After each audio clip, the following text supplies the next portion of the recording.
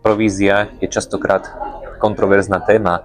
V prvom rade provízia to není odmena maklera, to je v prvom rade rozpočet, ktorý je potrebný na ten predaj. Áno, môže tu byť makler, ktorý to spraví za 3, ale je iba otázka, koľko treba ešte extra investovať do tej nehnuteľnosti, do predaja, do marketingu, do spôsobu prezentácie, do vytvorenia tej hodnoty, aby sa predala za čo najviac peňazí, a koľko je potom ešte tá odmeňovacia zložka makléra.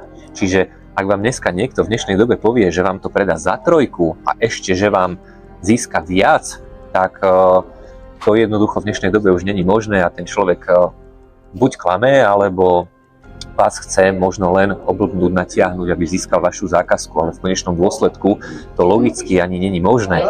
Čiže je to v prvom rade rozpočet, ktorý má jasne stanoviť, ako sa to ide robiť, čo všetko bude použité, koľko na to treba a ako teda popracovať na vytvorení tej vyššej predajnej ceny. Pre viac takýchto typov ma nezabudni sledovať.